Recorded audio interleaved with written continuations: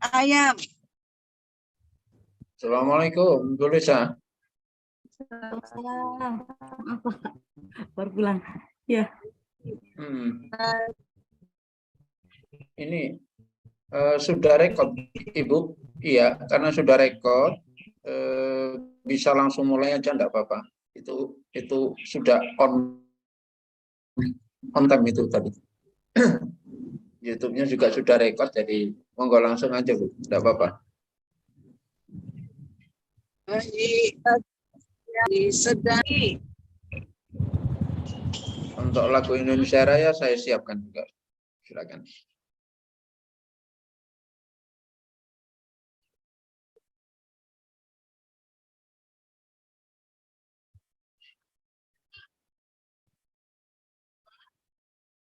Baik. Assalamualaikum warahmatullahi wabarakatuh. Waalaikumsalam.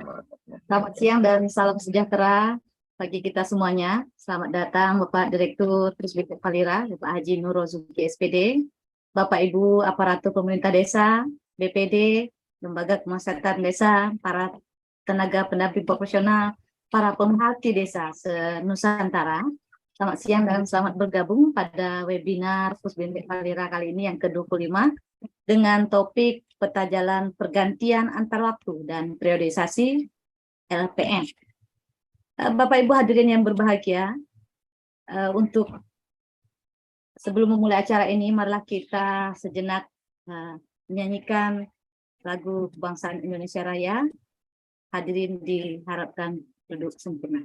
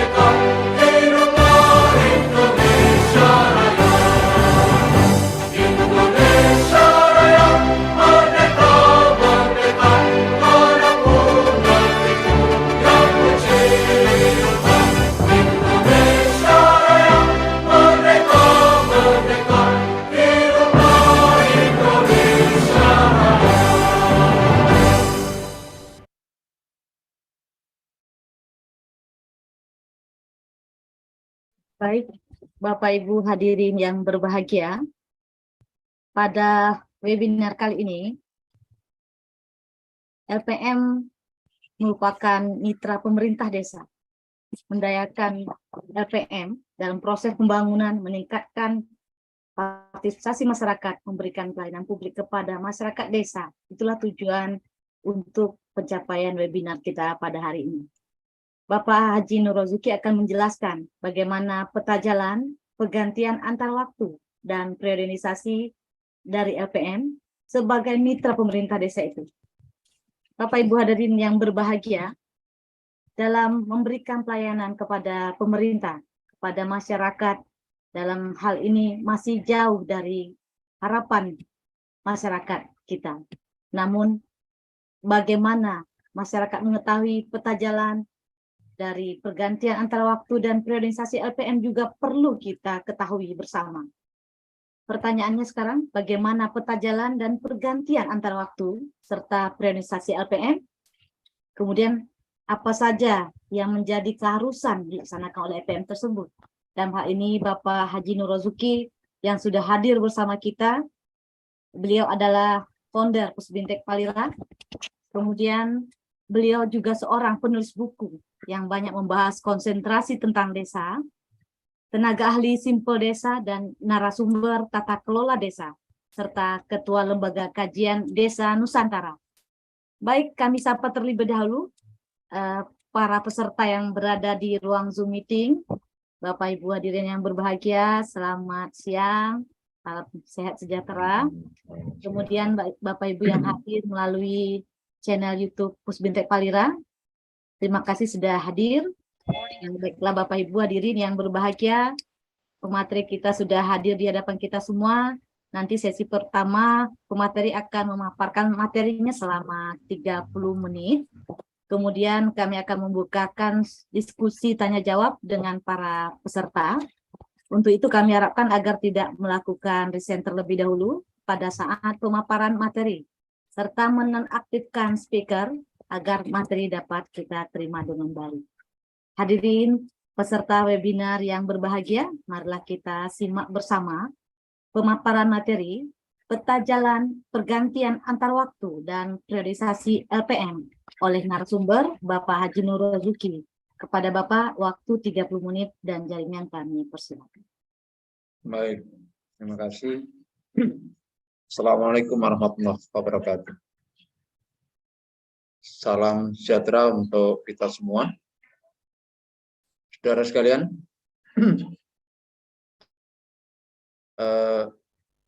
syukur alhamdulillah pada sore atau siang hari ini kita bisa menyelesaikan program webinar secara gratis di Pusbintek Palira ini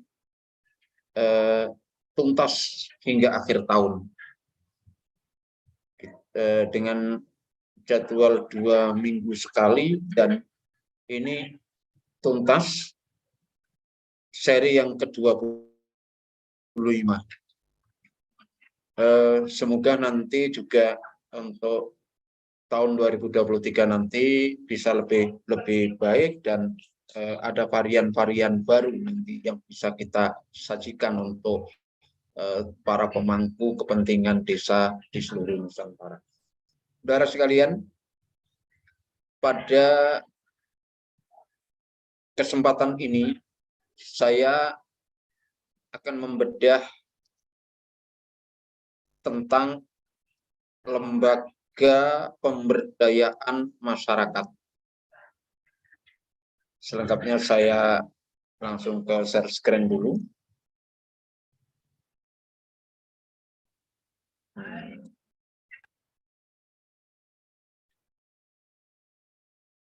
Kita akan membicarakan persoalan LPM, Lembaga Pemberdayaan Masyarakat,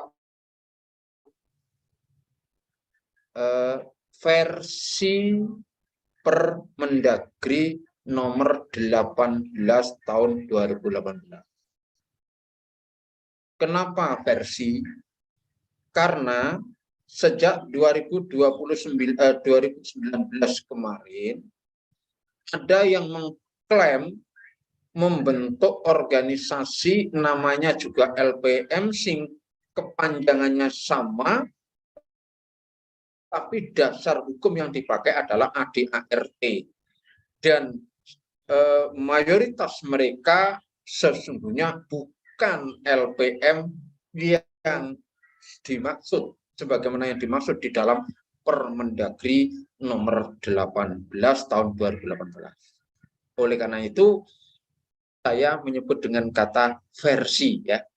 Oke, baik. Kita akan bicara bagaimana LPM ini ketika awal pembentukannya, lalu bagaimana pada saat di tengah-tengah ternyata ada pengurusnya ini yang bisa juga istilahnya berhalangan tetap, bisa meninggal, bisa juga mengundurkan diri atau diberhentikan. Sementara masih ada masa jabatan mungkin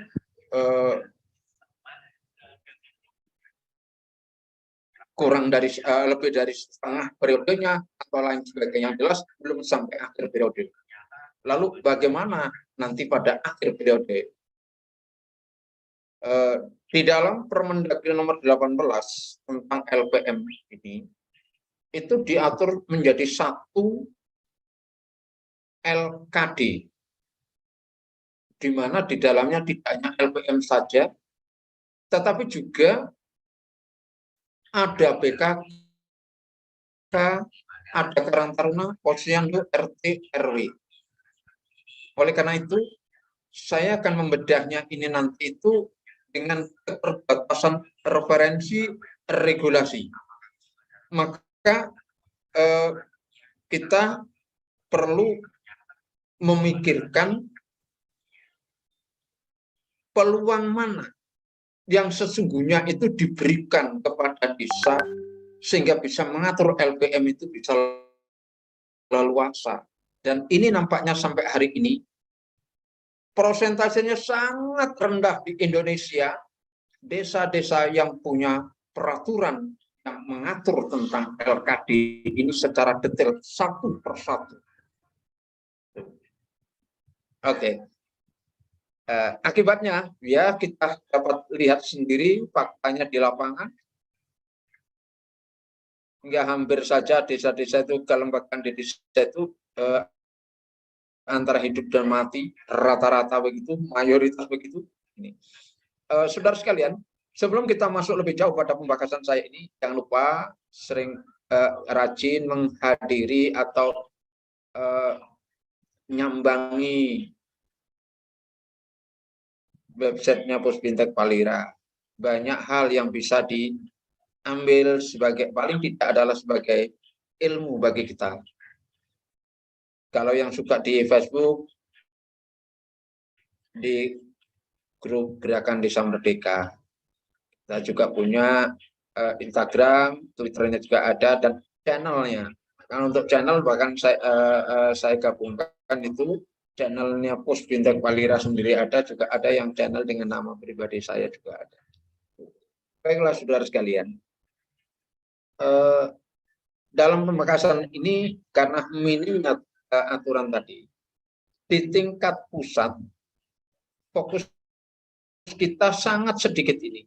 Baik di Undang-Undang nomor 6 tahun 2014, PP 43 dan aturan perubahannya, juga dalam Permendagri nomor 18 tahun 2018 ini, yang spesial membicarakan LPM tidak ada, yang ada hanya LKD. Berarti untuk 6 kelembagaan itu, dan juga kelembagaan desa yang lain, bahkan juga LAD.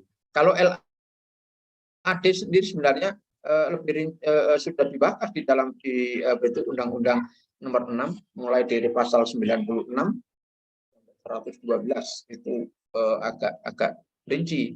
Sedangkan di Permendagri nomor 18 ini malah LAD-nya ini nampaknya malah diposisikan dibahas tidak begitu rinci, lebih rinci yang di Undang-Undang nomor 6. Nah, selain itu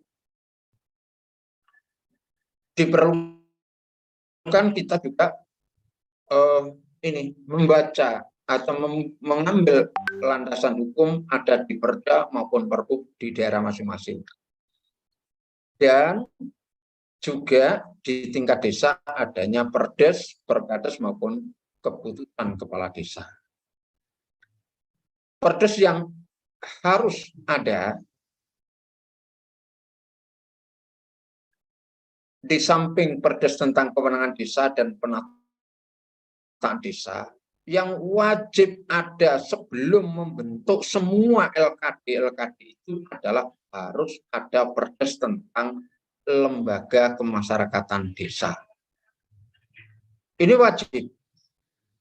Nah, ini saya tunjukkan pada kenapa wajib. Apakah harus menunggu adanya Perda atau Pergub? Tidak harus.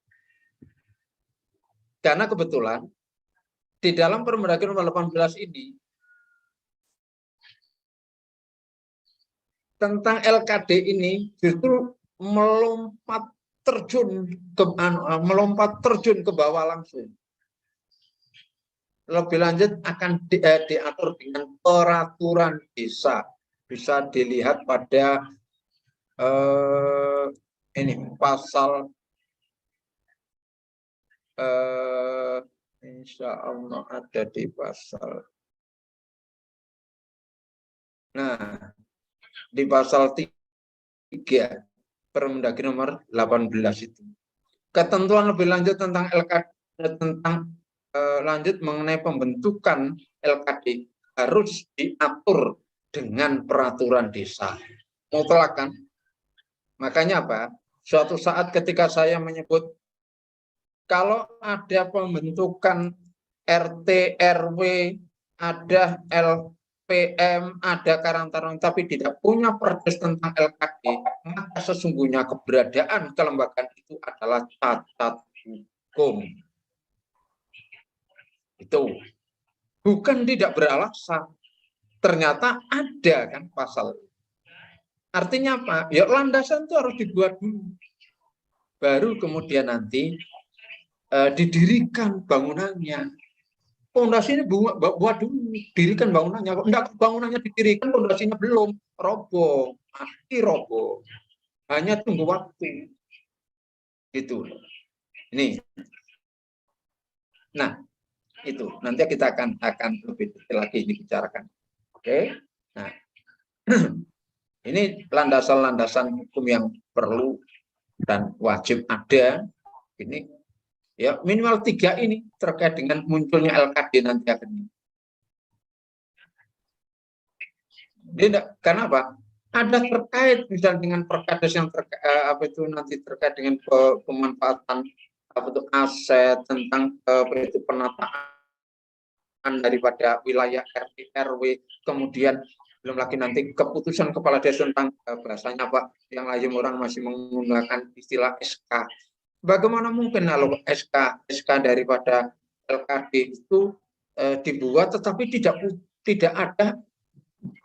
memiliki perdes tentang LKD, pasti SK itu catat secara apa? Administratif. Pasti tidak ada konsiderannya, pasti nggak jelas. Pasti ngawur. Nah, dengan tata naskah dinas yang salah, maka itu adalah cacat administratif. De facto-nya ya memang ada pengurusnya dibentuk itu, tetapi bagaimana cara bentuknya? Dasarnya ada pengurus ini, misalnya di LPM ini, ada seksi apa saja, lalu pokoknya dalam rapat itu sepakat pakai seksi ini, nggak bisa begitu. Kok sepakat bagaimana? Harus ada muncul perdesnya dulu, gitu. Oke, baiklah saudara sekalian. Sebelum detail, ini baru kita bicara tentang dasar hukum saja dan kondisi yang ada di lapangan itu ternyata apa? Wah, nggak sah semua itu, nggak sah semua jadinya. Ayo kita lihat dari definisi. Di dalam Permendagri nomor 18 disebutkan bahwasanya secara umum lembaga kemasyarakatan desa itu wadah partisipasi masyarakat. 2, sebagai mitra pemerintah desa, warga partisipasi, mitra pemerintah desa, kemudian ikut serta dalam perencanaan, ikut serta dalam pelaksanaan, ikut serta di dalam pengawasan pembangunan, berarti perencanaan pembangunan, pelaksanaan pembangunan, pengawasan pembangunan. Itu LPM ini wajib ikut, harus diikutkan, begitu.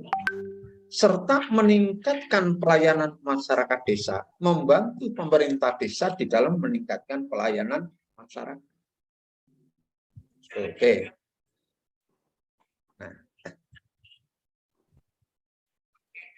Nah, ini pengertian yang di atas ini ada di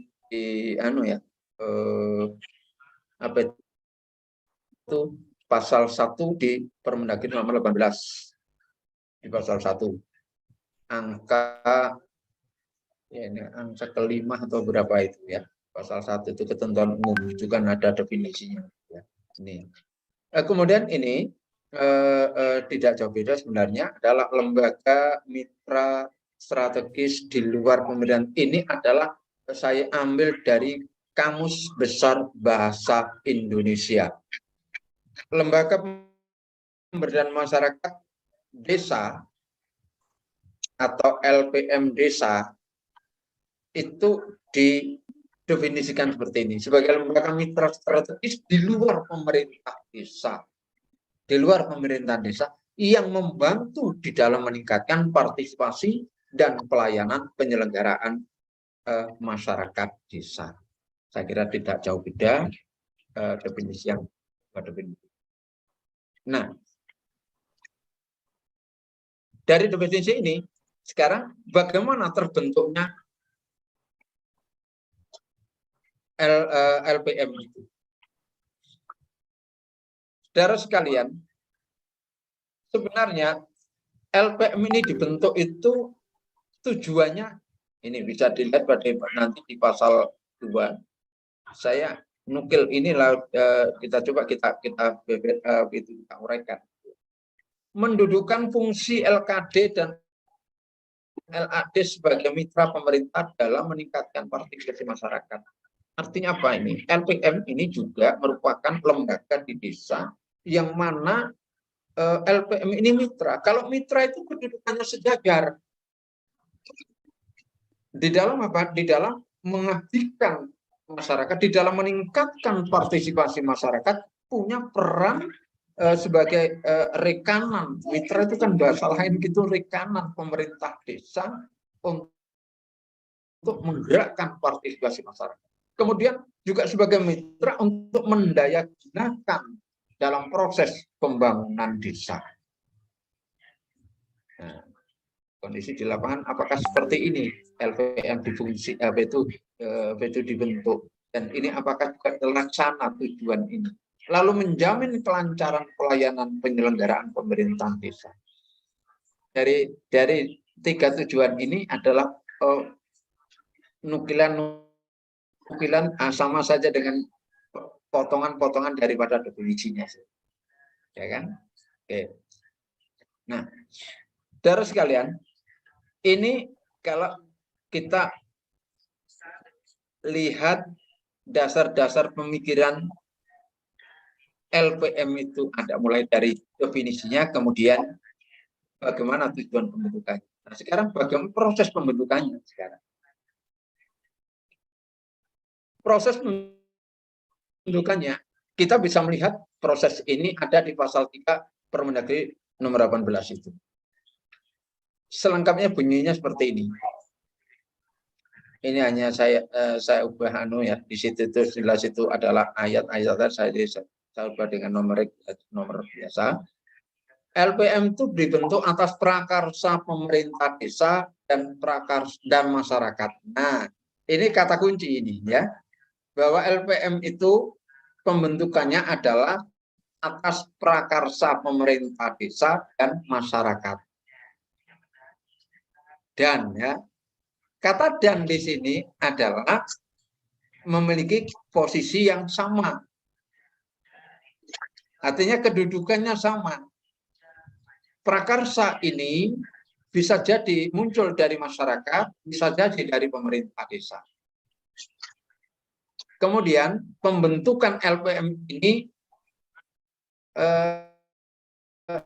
harus terpenuhi syarat-syarat antara lain, ya ini normatif sekali berdasarkan Pancasila dan Undang-Undang. Kemudian LPM itu adalah berkedudukan di desa itu, artinya harus ada kantor sekretariatnya dan alamatnya jelas di situ. Oke. Misalnya ada satu ruang, kalau banyak sekarang Yunan Pop di depan kantor ada LPM, tapi di kantor itu ternyata enggak ada ruang LPM. Ini kan nipu pada masyarakat kan. Ada tulisan banyak itu, kantor kepala desa, BPD, LPM, Linmas, sampai 11 macam. Ternyata di kantor itu hanya ada 3 ruangan. Itu nipu itu. Kenapa? Di Nenbox depan itu menunjukkan bahasanya di dalam kantor ini ada ini loh, urusan dengan ini semuanya ada kantornya di situ walaupun hanya ruangan-ruangan. Nah, euforia kan terhadap Nenbox ternyata oh iya ya. Iya. Gimana mungkin kalau kebutuhan sama Linmas ternyata enggak ada itu ruangannya Linmas. Administrasinya enggak ada, jangankan ruangannya, mejanya yang dititipkan aja enggak ada. Oke. Saya uraikan ini panjang banget nanti, tapi lanjut aja diskusi aja lebih enak. Kemudian di set tempat ini, kemudian keberadaannya bermanfaat dan dibutuhkan oleh masyarakat. Kenapa muncul gini, keberadaannya bermanfaat dan dibutuhkan masyarakat desa? Ini sesungguhnya apa? Bahwa LKD itu ada tidaknya BKK, Posyandu atau LPM Karang Taruna itu sangat tergantung pada masyarakat itu butuh atau tidak. Artinya bisa jadi dalam satu desa itu merasa oh nggak butuh PKK, nggak ada organisasi PKK, nggak butuh Karang Taruna, nggak ada. Itu boleh gitu. Nah, yang dibutuhkan, ini butuh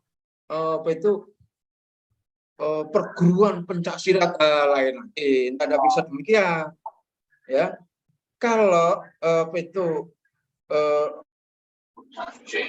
pencak silat, maka buatlah organisasi independen ormas, jangan lembaga desa. Karena lembaga desa tidak menangani itu bisa dilakukan oleh Karang Taruna dalam satu kegiatan oleh seksi-seksinya.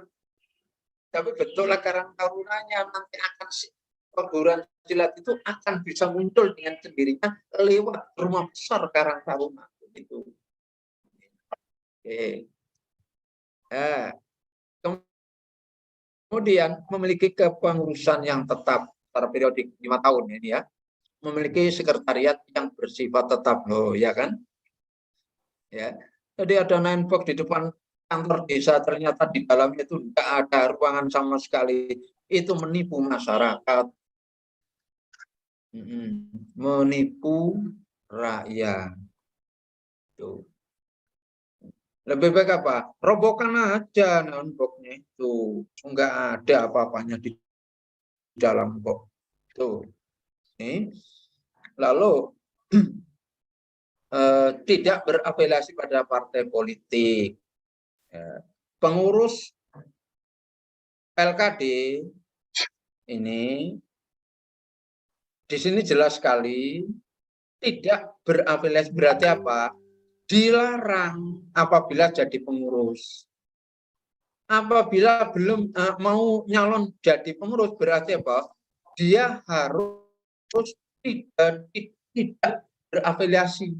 Artinya ketika gini, seorang ketua komisaris partai tertentu di desanya, pengurus, lalu ikut dicalonkan atau mencalonkan diri sebagai pengurus LPM, maka itu jika memang terbukti dia itu pengurus dan masih ada, maka itu nggak bisa. Dengan sendirinya berarti tidak bisa. Kecuali dengan begini, apabila nanti misalnya di dalam perdesnya, apabila sudah menjadi, kemudian dilarang berafiliasi, berarti apa? Dari siapapun yang ada kaitan dengan partai, ikut daftar boleh, dicalonkan boleh, tapi kalau sudah jadi nanti terpilih, maka harus menanggalkan afiliasinya di partai politik. Nah, di mana ini aturan yang pasti? Peraturan desa. Ini loh, di sini letaknya. Ini. Semuanya itu bisa diatur di sini. Sesuai dengan karakterologi, sesuai dengan nilai-nilai kearifan lokal yang ada di desa itu. Dengan minimnya ini peraturan yang dibuat di Permendagri 18 ini, jangan kita anggap wah ini berarti tidak lengkap, tidak bisa menampung ini. Cobalah berpikir terbalik sekarang. Itu adalah berpikir konvensional lama. Berpikir di era sekarang adalah ketika minim itu kemudian lihat ada enggak itu pasal-pasal yang mendeklir, yang mendelegasikan, pasal-pasal yang mandatori, memberi mandat pada pemerintah desa untuk membuat aturan tersendiri. Kalau enggak ada lah, itu berarti minim benar. Tapi ternyata ada, berarti apa? Oh, ini berarti justru ini memberi peluang kepada desa untuk apa? Membuat peraturan dengan memperhatikan kearifan-kearifan lokal yang dimiliki desa tersebut. Ini jadi secara positif gitu kita memberikan respon. Demikian. Nah, disinilah munculnya nanti. Oke, ini. Nah, berikutnya adalah dalam kepengurusannya, strukturnya. Dari dua proses dan nanti akan saya koreksi di sini mekanismenya ini. Oke, kita lihat saja. Di dalam Permendagri pasal 88-nya itu hanya dibunyikan ini hanya terdiri atas unsur ketua, sekretaris, bendara, dan bidang sesuai dengan kebutuhan. Artinya di sini nanti itu tidak disebut dengan seksi, tapi bidang. Oke, berarti tidak disebut seksi, tapi bidang. Nah, apakah dokumen saya masih seksi? Berarti nanti harus saya ubah bidang. Saya tidak cermat ini, ya. Bidang sesuai dengan kebutuhan. Berarti apa? Kebebasan bagi desa itu ketika menyusun pengurus LKD baik Karang Taruna, PKK maupun LPM itu sebenarnya adalah punya kewenangan yang atau istilahnya Anda terbuka untuk karena kewenangannya aku buat bidang ini sepanjang tidak diatur oleh kementerian sektoralnya. Nah, yang LPM ini belum ada karena selama ini tidak ada kementerian sektoralnya, langsung di bawah kepala desa langsung. Kalau PKK ada Kementerian Perempuan, kalau Posyandu ada Kementerian Kesehatan sektoralnya, kalau Karang Taruna ada Kementerian Sosial, kalau Linmas ada Pol PP. Nah, yang tidak ada karena langsung tidak masuk sektoral adalah LPM, RT, RW, langsung di bawah kendali pemerintah desa. Tuh. Dari LKD yang ada ini.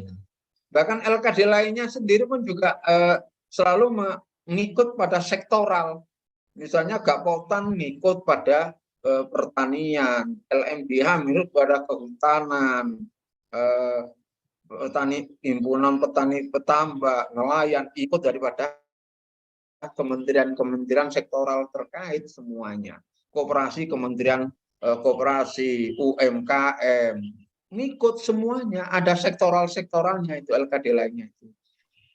Ada yang tidak ada kementerian sektoralnya atau dinas sektoralnya adalah LPM, RW, dan RT.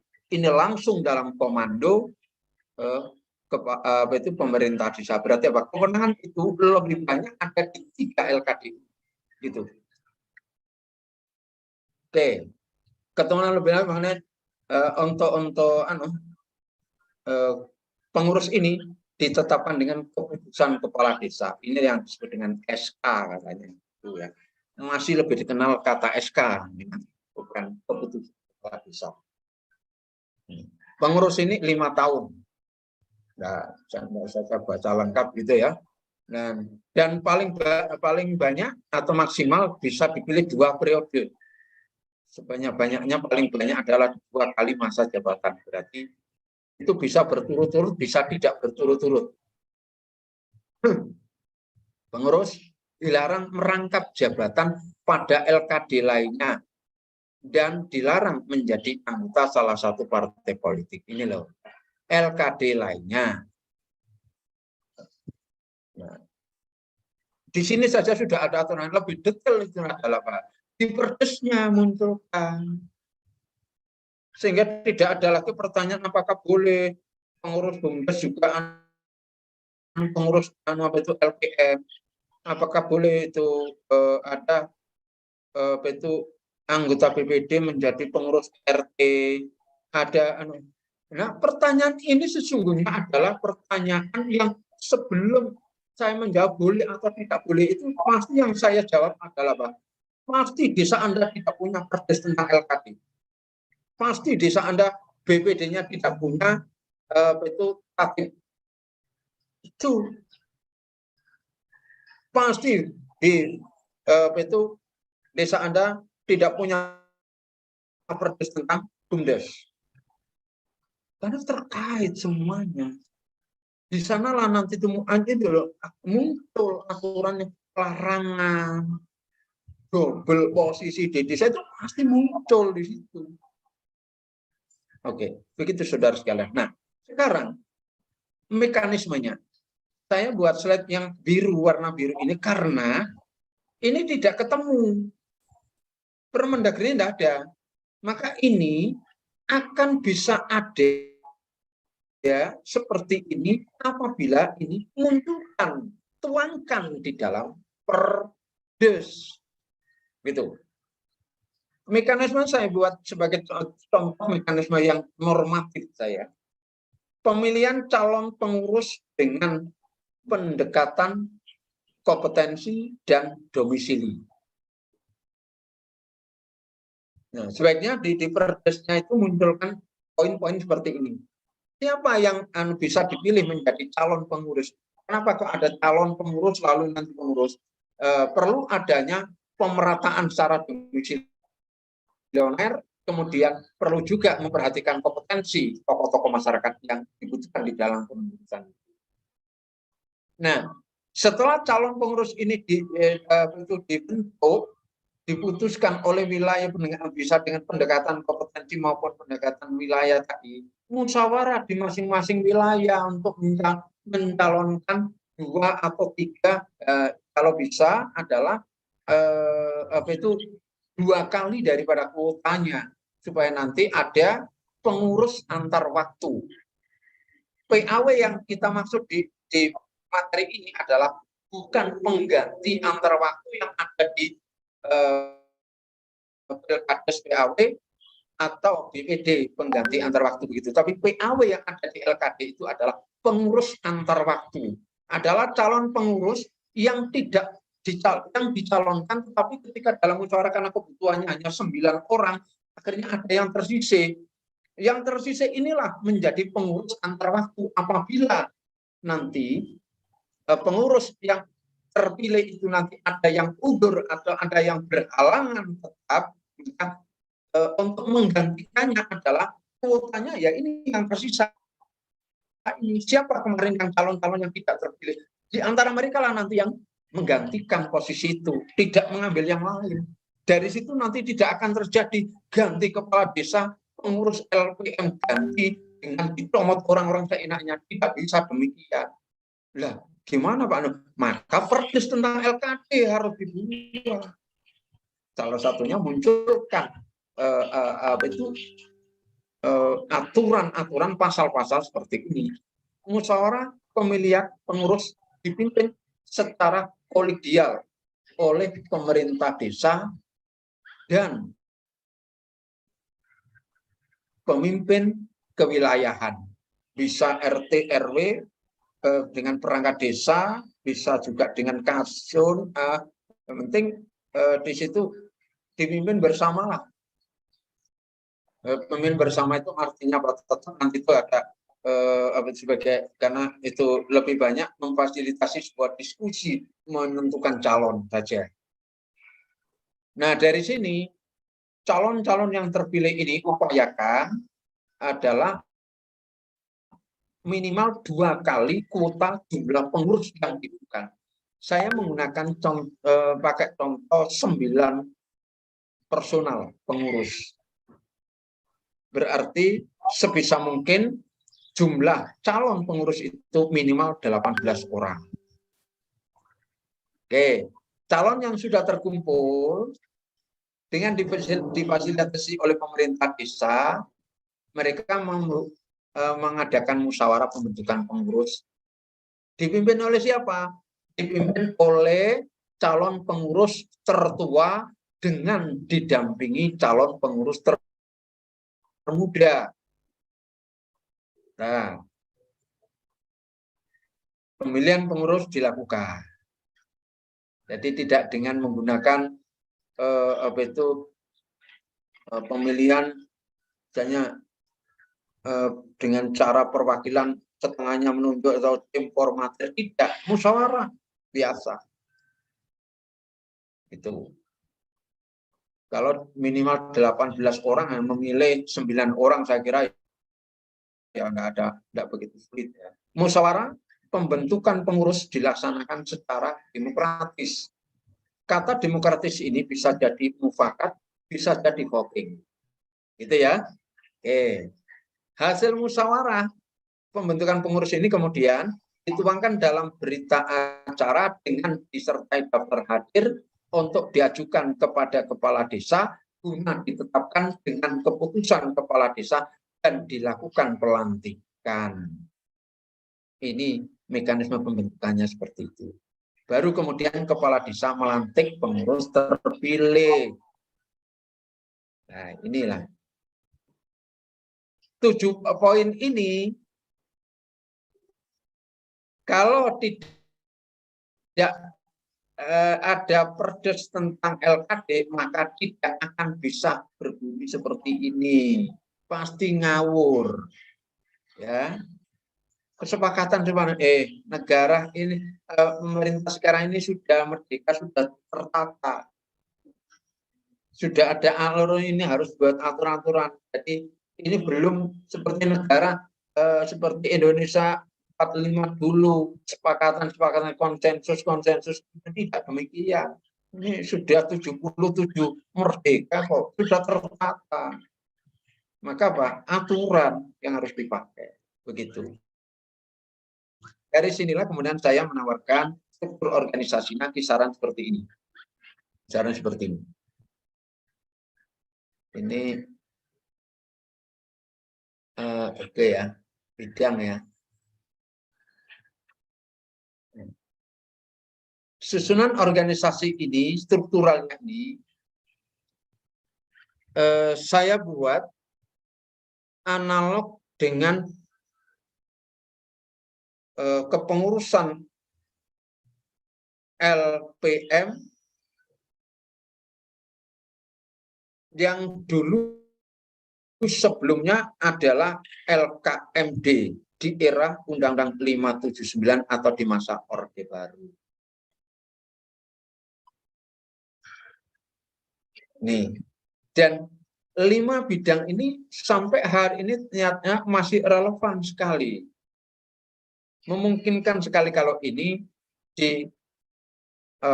dijadikan rujukan atau dikukuhkan menjadi seksi-seksi atau bidang-bidang di LPM yang ada di desa Anda sekalian.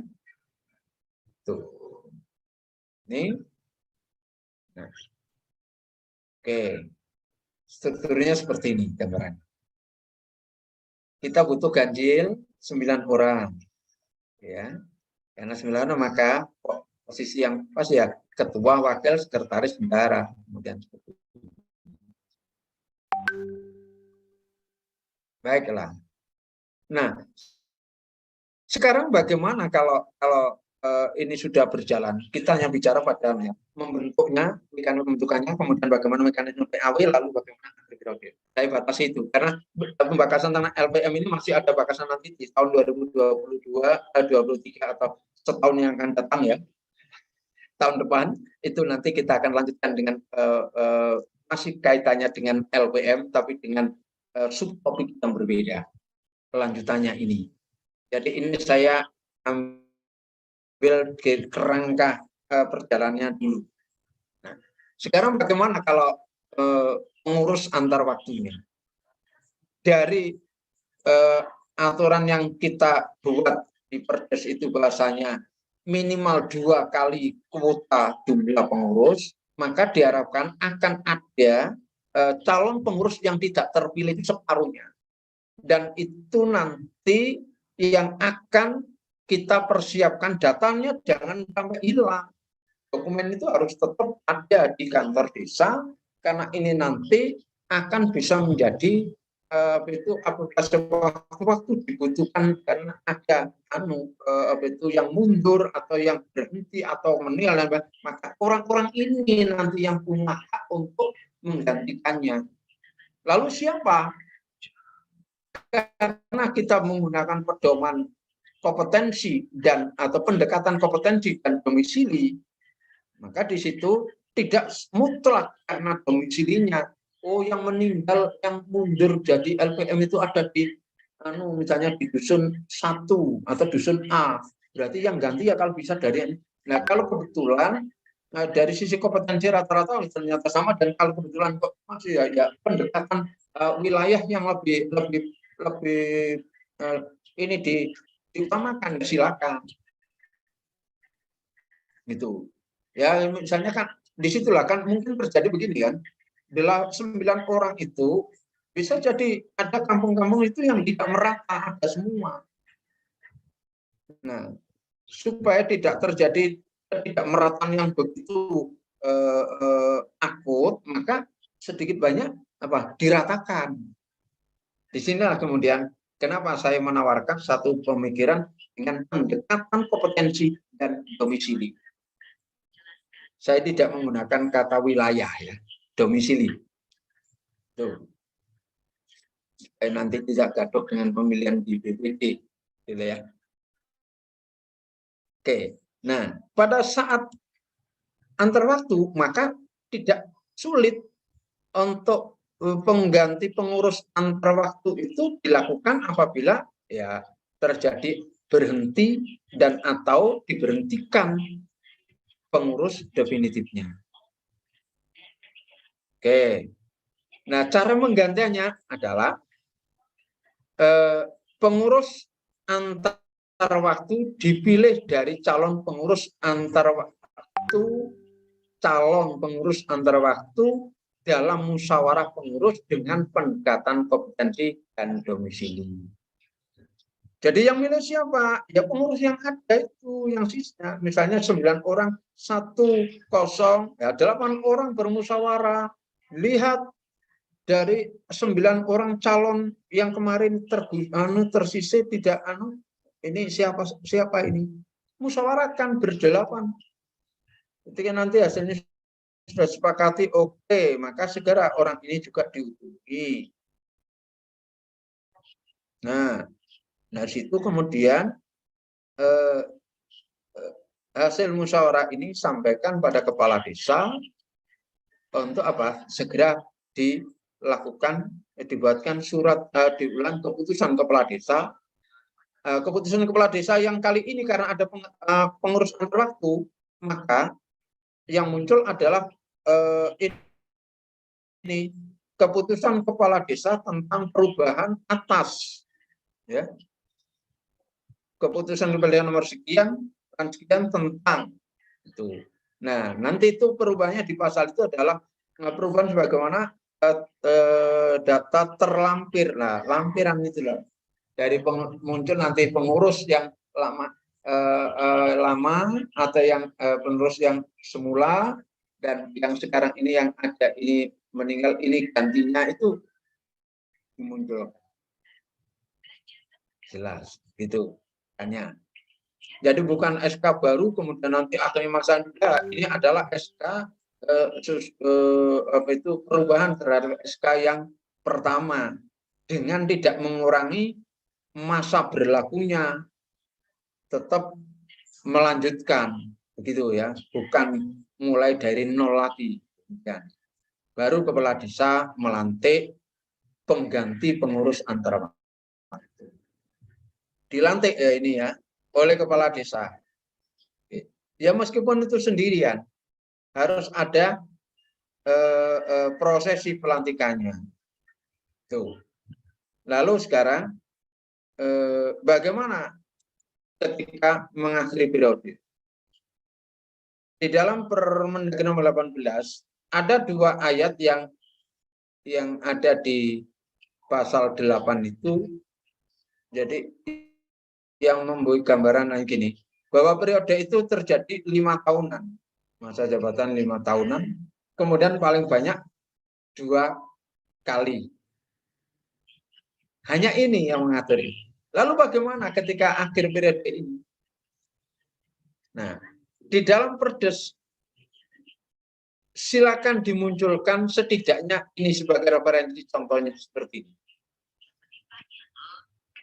Selambat-lambatnya 1 bulan sebelum akhir masa periode, pengurus menyampaikan laporan pertanggungjawaban kepada kepala desa. Laporan akhir periode, disampaikan ada laporan akhir tahun. Wah, selama ini tidak ada ya. Kenapa? Loh, karena Perdesnya tidak ada, mereka ini kan keberadaan LPM seperti ya, asal, kalau saya mengatakan ya, desa ini sampai hari ini mayoritas itu kan dijalankan, dipelihara atau dihuni seperti menghuni belantara begitu loh. Jadi tidak perlu aturan. Dan ini nampaknya tidak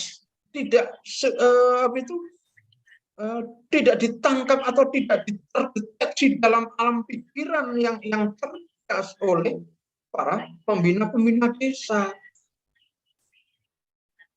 Tuh. Sehingga apa? Ya yang dirugikan akhirnya rakyat. Begini.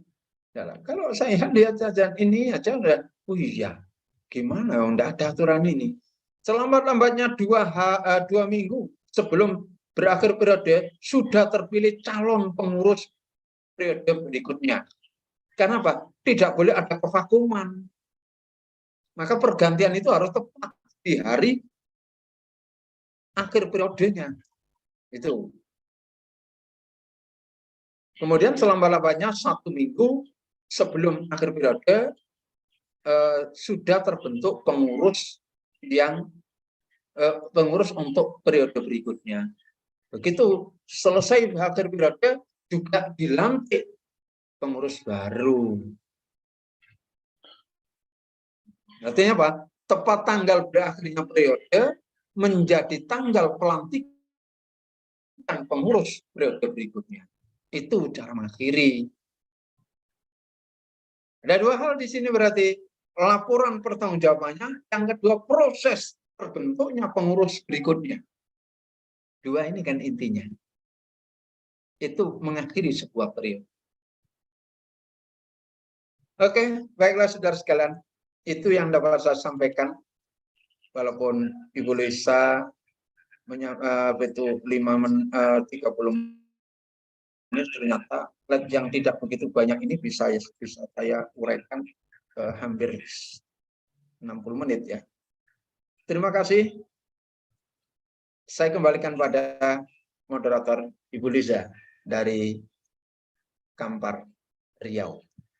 Enggak. Siap, Pak. Bukan Kampar, Pak, Siap. Oh, Siap ya. Iya. Baik, terima kasih Pak Nur, luar biasa sekali pemaparannya. Tadi waktu 30 menit yang sepertinya tidak cukup, Pak, karena ini mengatur peta jalan sekaligus bagaimana proses pergantiannya begitu. Iya. Sebelum ada pertanyaan, kami sampaikan kepada para peserta, hadirin yang hadir pada Zoom meeting, yang ingin bertanya silakan melakukan raise hand terlebih dahulu.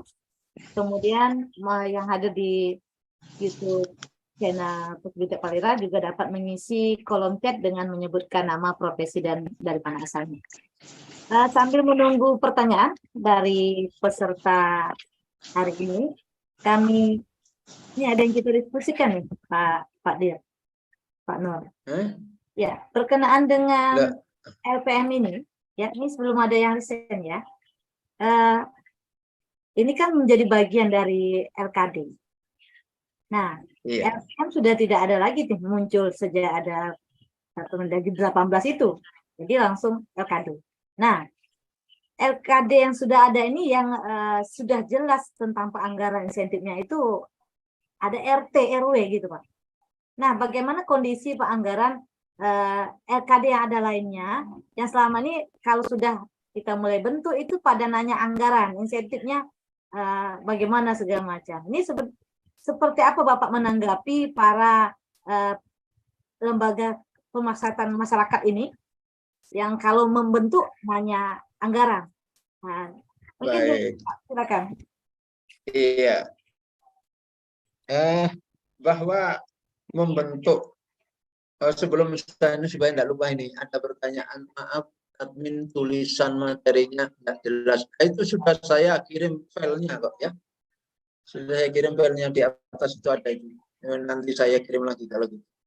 Jadi set kemudian yang ini nanti ya yang punya kewajiban membina LKD. Bentar. Saya jawab di Ibu Lisa.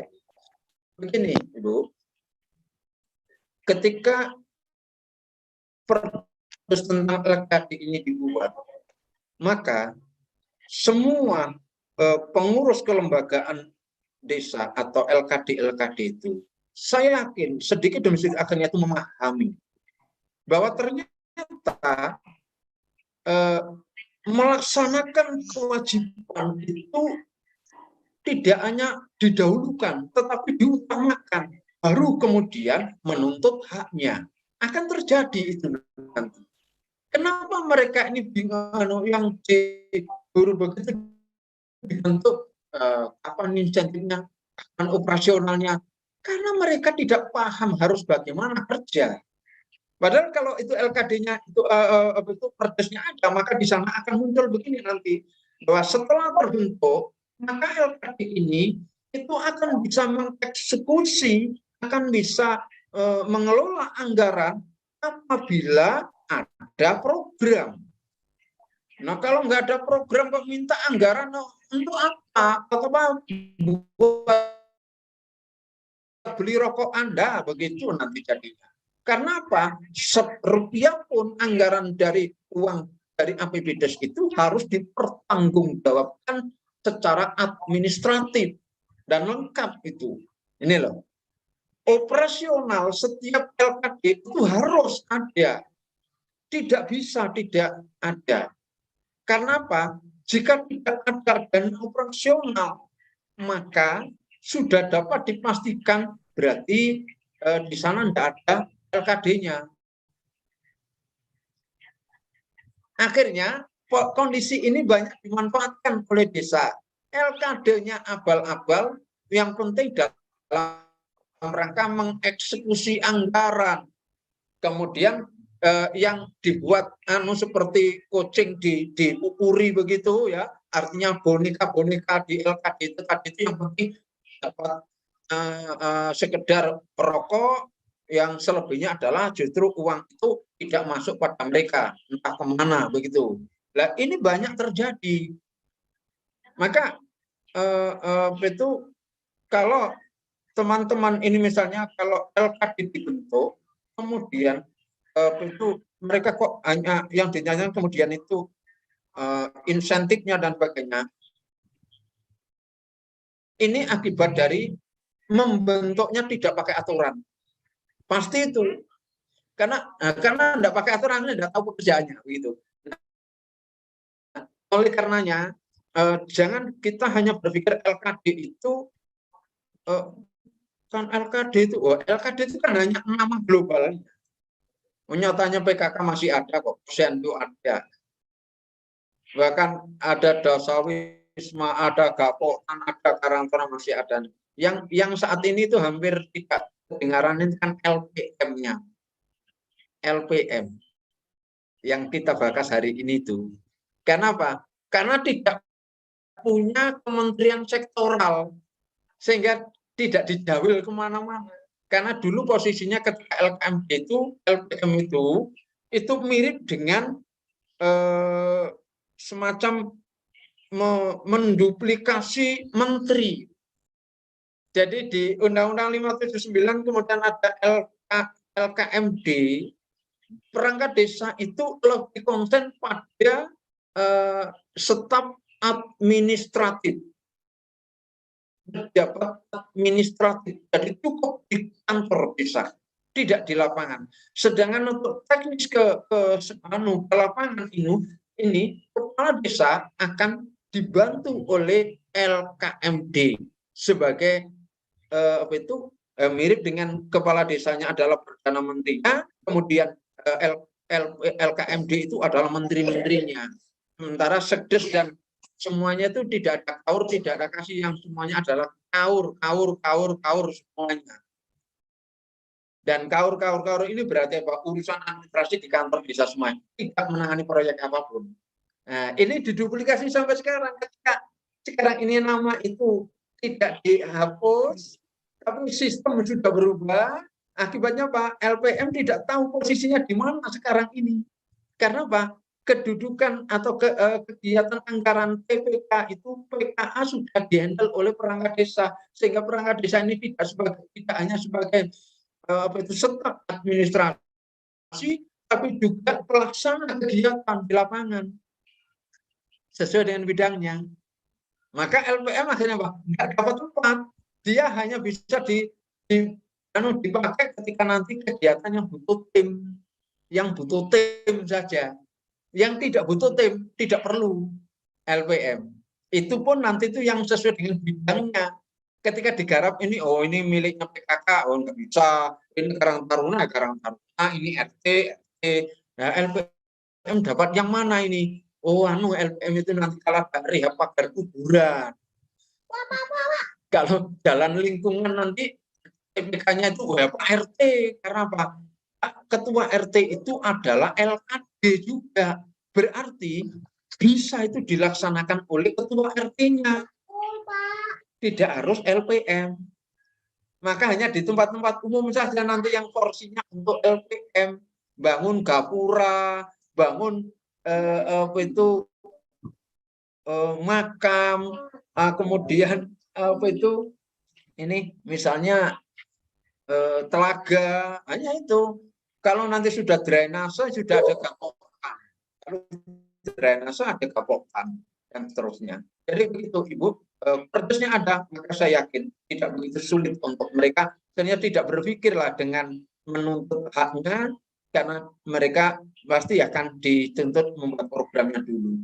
Siapa yang tanggung jawab atau kewajiban melakukan pembinaan LKD? Kepala desa, Mas. LKD itu tanggung jawab pembinaannya adalah pemerintah desa. Ya, pemerintah desa. Itu jelas sekali. Bisa dibaca di Permendagri nomor 18 itu. Pembinaannya. Nah, tentunya di dalam kemudian yang kedua pembinaan berikutnya adalah kementerian terkait, sektoral terkait, karena LKD itu ada yang sektoral. Kalau yang tidak ada sektoralnya maka langsung kepala desa yang paling bertanggung jawab. Begitu, Mas Saifuddin. Lanjut, Ibu Lisa, silakan tawarkan yang lain juga. Pak Nur, sudah terjawab tadi ya pertanyaan di chat juga ya Pak. Iya. Berkenaan dengan LPM ataupun LKD lainnya ada di desa itu sebenarnya bukan langsung ke insentifnya, tapi lebih ke program dan kegiatan gitu Pak ya. Iya. Baik, para peserta yang hadir, apakah ada yang ingin bertanya? Ya, kami persilakan Pak Charles Bufongo. Silakan Pak. Orang itu. Ya. Terima kasih. Assalamualaikum warahmatullahi wabarakatuh. Waalaikumsalam warahmatullahi wabarakatuh. Terima kasih atas kesempatan yang diberikan. Selamat sore Pak Direktur, bertemu kembali. Ya. Saya saja pada pertanyaan saya. Materi siang ini. Pak Charles dari mana? Mohon maaf. Ya, dari Provinsi Gorontalo, tepatnya Kabupaten Bone Bolango. Ya. Sebagai apa ini Pak? Ya, pemerhati desa sekaligus dengan komunitas independen masyarakat sesuai arahan dari Pak Direktur. Baik, silakan Pak. Ya, terima kasih. Yang pertama, bagaimana konsekuensi seorang pengurus LPM menjabat sebagai ketua BUMDes yang pertama. Kemudian yang kedua, apakah ada pedoman khusus dari kementerian dalam hal ini Permendes, pedoman tentang LPM yang berbentuk ya semacam buku sakukah atau buku pedoman begitu ya. Itu ya. Kemudian yang terakhir, seperti apa yang disampaikan tadi bahwa insentif yang ada di LPM itu biasanya yang menerima adalah pengurus LPM yang erat dengan pemerintah, yang dekat lah begitu. Sehingga pengurus yang lain itu mungkin tidak mengetahui. Nah, konsekuensi atau mungkin tindakan yang diambil oleh pengurus yang lain itu kira-kira bagaimana untuk prosedurnya begitu. Terima kasih. Hanya itu, terima kasih. Assalamualaikum warahmatullahi wabarakatuh.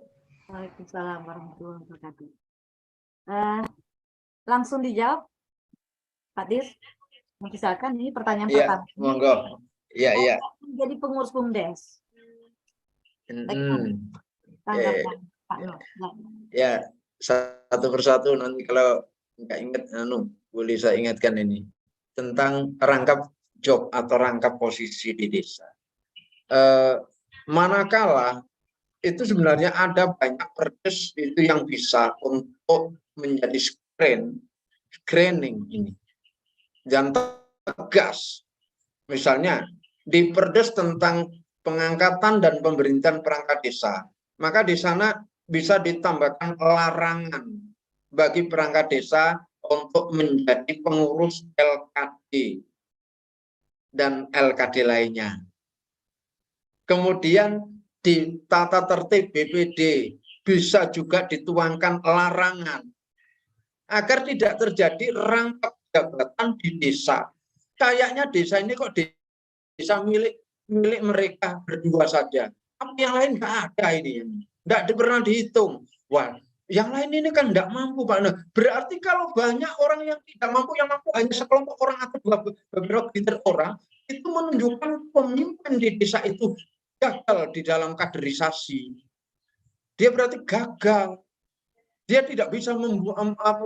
Kenapa? Pemimpin yang baik, pemimpin yang sukses itu salah satunya adalah dia berhasil menyiapkan kader-kader penggantinya pada saat dia memimpin. Nah, kalau di desa itu kan kok hanya itu saja, ada juga itu orang itu enggak mau ganti. Sudah sampai jadi ketua organisasi lembaga di desa itu sampai entah berapa periode. Jadi pengurus RT sampai 20 tahun. Nah, sekarang sudah sudah ketinggalan mikir saja loh. Sudah telat mikirnya itu sudah bisa ketinggalan sama yang muda-muda. Lo itu saja enggak mau ganti. Kayaknya enggak ada aturan itu. Nah, ini Mas. Kemudian perdes tentang BUMDes. Di situ juga akan bisa dituangkan larangan rangkap itu. Lalu perdes tentang LKD bisa pula dimunculkan larangan bagi pengurus LKD merangkap jabatan di badan desa misalnya. Kalau BUMDes dikecualikan misalnya dilarang untuk merangkap di BUMDes misalnya, boleh. Maka di perdesnya. Sehingga kalau ketika kita melihat ada apakah ini boleh atau tidak boleh, ini ya itu tadi jawaban saya Mas. Pertama, pasti desa Anda tidak punya perdesnya ini. Sehingga bingung kan gitu. Kalau sudah ada perdesnya, yakin akan ketemu antara boleh dan tidak bolehnya akan ketemu di situ. Inilah ini yang pertama tentang boleh dan tidak boleh tadi. Yang kedua, apa Bu Lisa tadi? Iya, yang kedua, adakah pedoman tentang LPM? Baik, ya. Tentang LPM ini Mas, kalau di era LKMD Undang-Undang 579 dulu Orde Baru ada Mas pedoman tentang LKMD. Dan rapi itu bagus walaupun ya insya Allah sekitar 38 halaman gitu, buku kecil gitu dulu. Tuh ada. Tapi untuk saat ini sejak Permendagri nomor 18 tahun 2018 sampai hari ini belum ada Mas pedoman secara khusus yang mengatur tentang BPD, apa itu LPM. Nah, karena belum ada seperti itu, maka di dalam membuat perdes tentang LKD ini, ketika mengatur tentang LPM, maka cobalah diadopsi pedoman yang di era Orde Baru dulu itu, coba Bapak, masih banyak yang relevan. Masih banyak yang relevan. Itu bisa diadopsi. Sedangkan untuk misalnya bab yang tentang Karang Taruna, adopsi di Permendagri Permensos 25. Kalau di PKK, adopsi itu diatur secara khusus dari Permendagri nomor 37 tahun 2017 itu.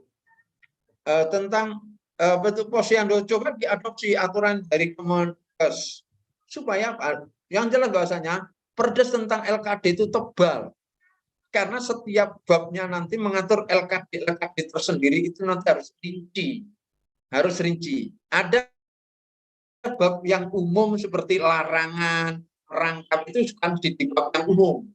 Tapi kalau sudah menuju pada bab yang ini LPM saja, ini PKK saja, PKK. Tapi dalam satu perdes tebal ini sebenarnya. Itu nanti, Mas. Jadi pedoman sampai hari ini, makanya Pak Mas, materi saya tadi itu ini tidak ketemu. Hanya ketemunya ada 2 pasal ini, 3 ayat ini. Nah, selebihnya apa? Ini saya membuat yang dengan secara normatif ideal dan ini akan bisa kita jalankan manakala apa? Dimasukkan dalam perdes. Begitu, Mas. Yang ketiga, Ibu? Yang ketiga, Tadi? Pak Charles bisa diulangi maksudnya, Pak? Ya, tentang insentif. Oh ya. Di LKD itu yang ada sebutan insentif hanya ada pada RT RW. Itu pun sebenarnya saya pernah menyatakan bahasanya ini kayaknya yang membuat aturan ini juga nggak paham, disangkanya RT itu hanya ketuanya saja sehingga pakai insentif. Nah, kalau insentif RT RW hanya 250 itu ada 9 orang loh. Dibagi berapaan itu? Kalau 250.000 per bulan dibagi 9 orang dapat berapa? Masa hanya dapat 25.000 Rp25 itu berapa? Itu ini kan juga aneh itu ya. Jadi kayaknya 25.000 itu kayaknya nggak nyambung mereka ini ya. Kalau itu sekitar 20.000.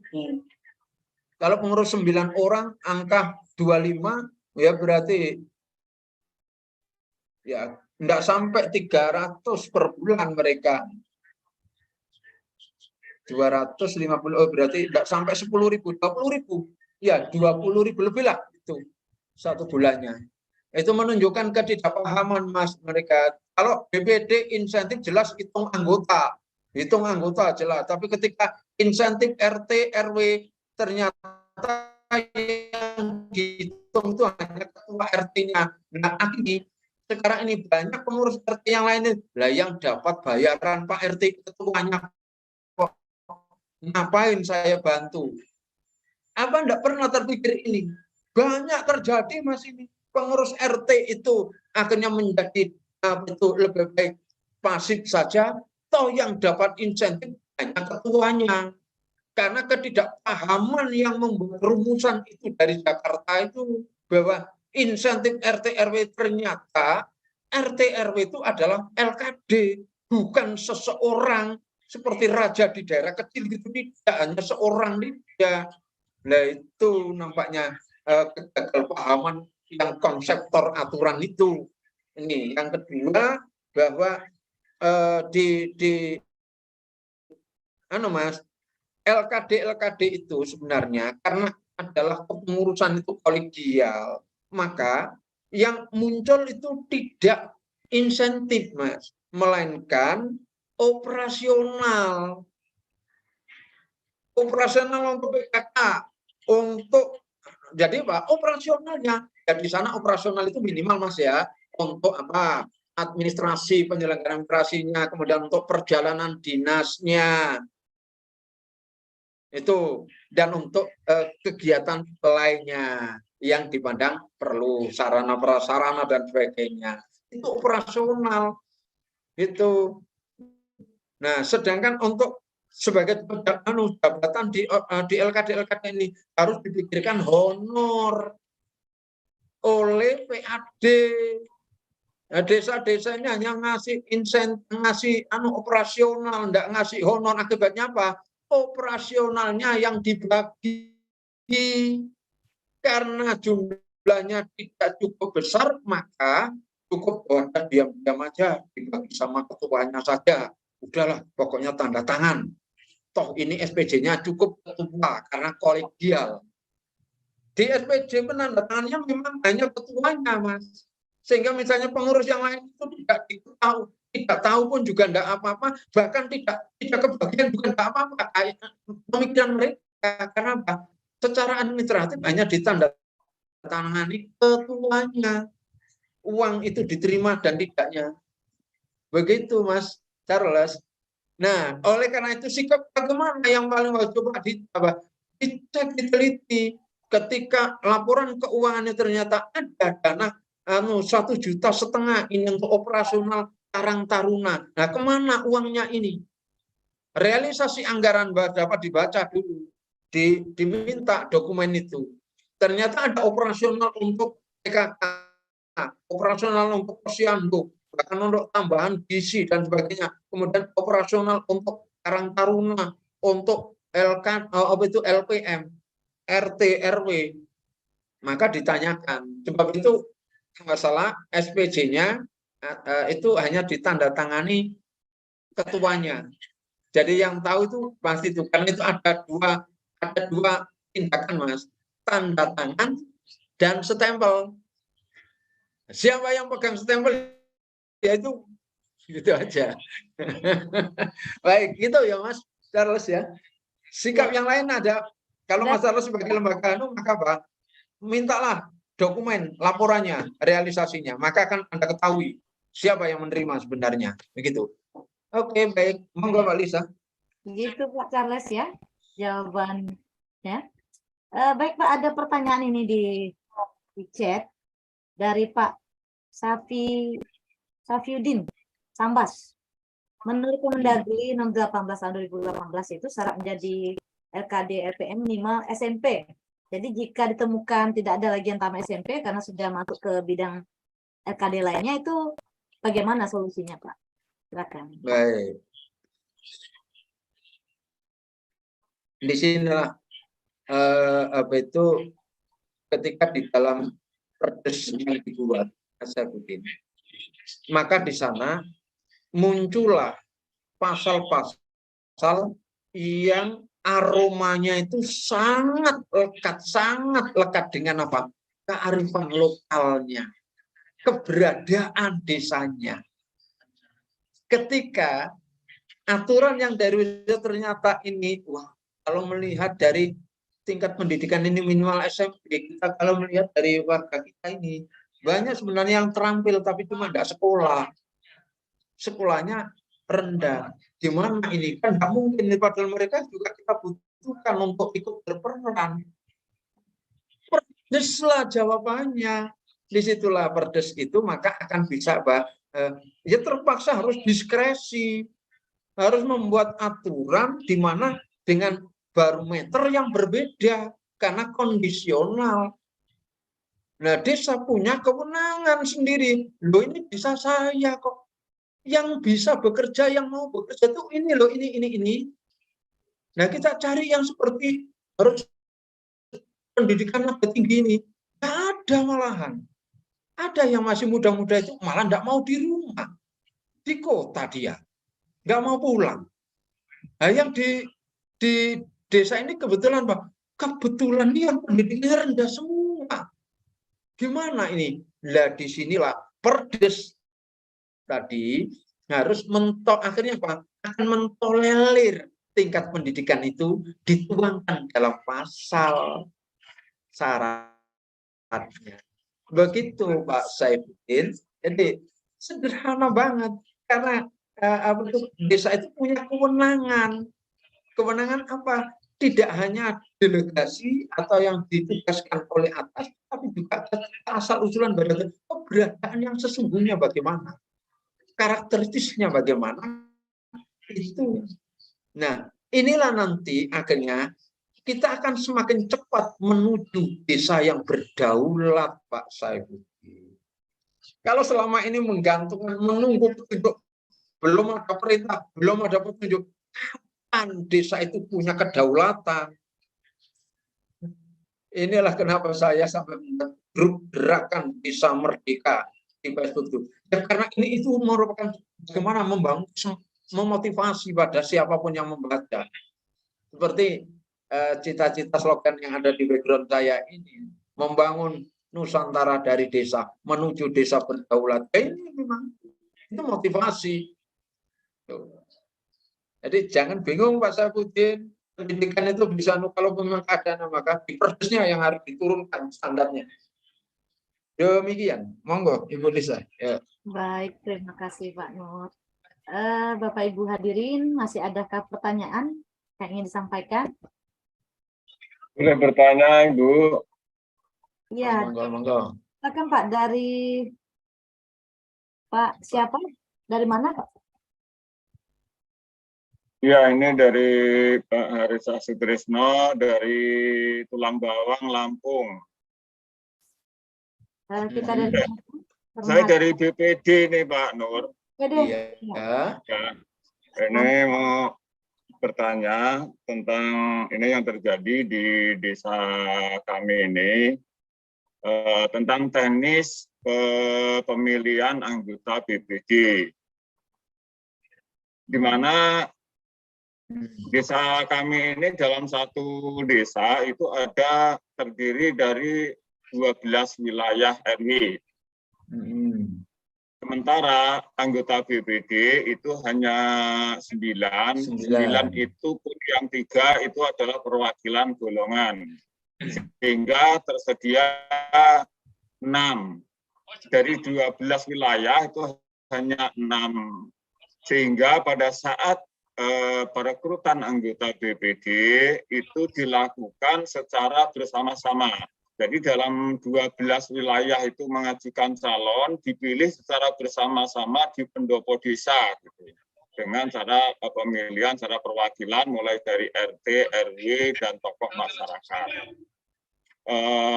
Menurut pandangan saya, teknis pemilihan seperti itu tidak mencerminkan bahwa anggota BPD itu adalah perwakilan dari wilayah dusun atau wilayah RW yang ada, gitu. Sehingga yang terjadi kemarin pada saat ada PAW itu banyak pertanyaan kepada saya selaku ketua BPD-nya, karena yang meninggal dunia itu dari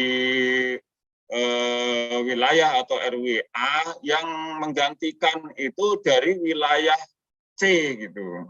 Sehingga banyak pertanyaan. Inilah yang dalam benak saya berarti pemilihan atau perekrutan BPD pada saat itu tidak pas, gitu. Sehingga tidak mencerminkan bahwa anggota BPD yang ada di BPD itu adalah merupakan perwakilan dari dusun atau dari wilayah ke-RW-an masing-masing, gitu. Sementara ketika saya telusuri itu tidak ada perdes yang mengatur tentang teknis pemilihan yang seperti itu, gitu. Tidak ada perdesnya. Nah, ini sekarang ini kami selaku BPD yang sekarang ini, apakah kami dari BPD itu bisa membentuk perdes tentang sistem perekrutan anggota BPD di masa yang akan datang. Itu yang pertama. Yang kedua, tentang tadi dikatakan ada insentif RT di desa kami, terutama di kabupaten kami ini, RT, RW, dan semua perangkat pemerintahan itu namanya adalah siltap. Bahkan RT pun namanya Siltap. Jadi lumayan besar sekarang itu RT saja Siltapnya itu 600.000 gitu. Itu yang mungkin sedikit saya sampaikan, khususnya adalah tentang teknis pemilihan BPD yang saya sampaikan tadi.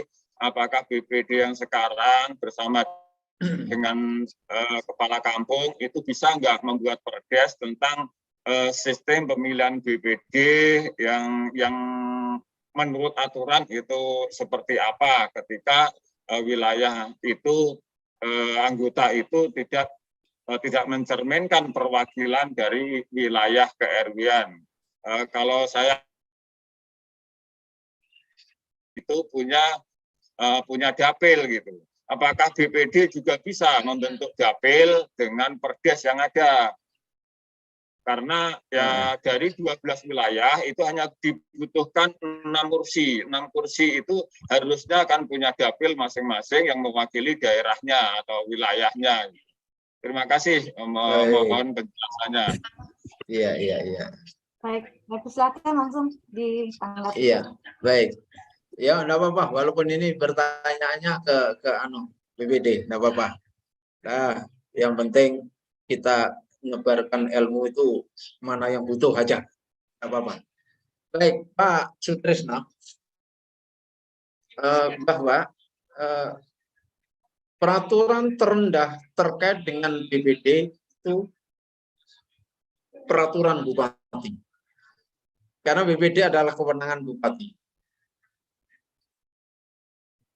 Yang ada di BPD itu bukan peraturan desa, adalah peraturan tata tertib mengatur intern BPD-nya. Oke. Dan di situ nanti akan mengatur detail tentang PAW-nya itu di dalamnya ada bagaimana tata cara musyawarah, bagaimana tata cara rapat, bagaimana absennya, bagaimana nanti kalau izinnya kalau tidak hadir, bagaimana sanksinya, bagaimana PAW-nya nanti itu di situ. Diaturnya itu di tata tertib BPD. Kalau perdes tentang BPD tidak boleh. Karena BPD itu kewenangan bupati. Serendah-rendahnya sama seperti pilkades, Pak. Tidak ada perdes tentang pilkades. Karena kewenangan di tingkat daerah itu di APBD. Maka terkait dengan bagaimana pilkades, bagaimana pemilihan pengisian BPD itu serendah-rendahnya adalah peraturan bupati. Maka peraturan bupati terkait dengan pengisian ini harus detail. Tidak boleh dengan general. Oh, itu nanti bisa diatur dengan tata tertib panitia pengisiannya. Oh, tidak boleh tata tertib. Peraturan bupati itu harus mengatur secara memberikan kejelasan teknis di dalam pemilihan calon-calon anggota BPD itu. Bahkan mengatur sampai dengan bagaimana PAW-nya nanti di peraturan bupati itu. Karena peraturan diperbolehkan terendahnya sampai dengan peraturan bupati. Kalau tata tertib panitia pengisian bukan peraturan, bisa dilanggar, bisa ditentang. Ini Anda kan sesuai dengan kemauan Anda. Sebab Anda panitia pengisian lalu membuat aturan seenaknya Anda sendiri. Oh, itu nggak boleh itu. Bisa dilawan itu karena bukan peraturan, nggak punya kewenangan. Itu yang kedua ya. Berarti sebenarnya saya sudah menjawab 2 pertanyaan walaupun 2. Saya coba saya lebihkan jawaban saya. Melebihkan jawaban ini itu terkait dengan apa? Saya tadi melihat ada gini, keterwakilan wilayah dan keterwakilan golongan. Nah, di dalam pergubnya apakah berbunyi seperti itu? Di perdanya apakah berbunyi itu? Sebab di Permendagrinya itu adalah ada 2, keterwakilan wilayah dan keterwakilan perempuan. Itu, Pak. Keterwakilan wilayah dan keterwakilan perempuan. Kemudian dipilih itu diserahkan dengan peraturan yang ada di tingkat daerah mau digunakan dengan pemilihan langsung atau pemilihan dengan keterwakilan. Keterwakilan di sini sebenarnya jangan kemudian diarti sempitkan hanya tokoh masyarakat yang milih, jangan. Misalnya begini loh Pak, keterwakilan itu bagaimana apa itu ini, Mas. Misalnya di wilayah itu dua wilayah kan Pak Tris tadi 12 wilayah, maka kalau itu dua wilayah berkumpul untuk memilih calonnya. Calon ini keterwakilannya itu siapa? Itu dengan dipilih sepakatnya pakai yang mana? Kalau di peraturan bupatinya ternyata dipilih langsung, ya berarti pilih langsung. Setiap yang punya hak suara. Tapi kalau dipilih dengan keterwakilan, ini kalau mau menerjemahkan dengan baik, maka akan muncul keterwakilan itu adalah AK. Sederhana itu, dipilih satu rumah, ada yang mewakili satu orang. Satu rumah, satu orang. Sehingga apa? Ringkas, tidak butuh banyak. Keterwakilan itu di sana. Tapi kalau ketika keterwakilan itu adalah oleh tokoh masyarakat, nah siapa yang menokohkan? Apakah ada daftar tokoh masyarakat? Lalu siapa yang menjustis itu tokoh masyarakat? Bisa jadi nanti itu begini terjadinya, orang ini orang preman jalanan katanya tokoh, karena kebetulan kemarin dia itu tim ses. Ditulis tokoh masyarakat. Loh, tokoh mana ini? Tokoh di jalanan. Kan tidak ada instrumen yang bisa menjadikan alat ukur tokoh ini. Maka terhadap persoalan ini, kalau tokoh itu maka lebih berdekatan pada formalitas. Itu misalnya tokoh masyarakat ini, tokoh atau organisasi, pendekatan di organisasi di masyarakat misalnya ada apa? Pengurus ini, jelas pengurus. Gitu loh. Ini tentang keterwakilan tadi, Mas. Cara keterwakilan. Keterwakilan wilayah. Lalu kalau keterwakilan golongan, saya kira kok sebenarnya keterwakilan golongan itu bisa include di keterwakilan wilayah. Karena keterwakilan golongan itu pasti akan di sana itu menyimpul pada organisasi itu ada di wilayah-wilayah. Akibatnya apa, Pak Tris? Mungkin barangkali bisa dijelaskan Pak Tris atau dijawab. Jumlah 9 orang itu ada berapa perempuannya?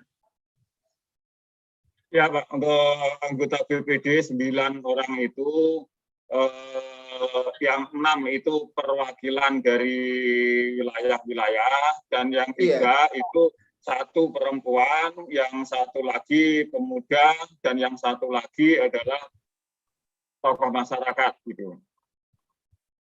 Keterwakilan golongan yang dimaksud itu begitu. Ya sebenarnya diflorkan saja kalau golongan di situ itu ada golongan, itu berarti bukan golongan Pak sebenarnya.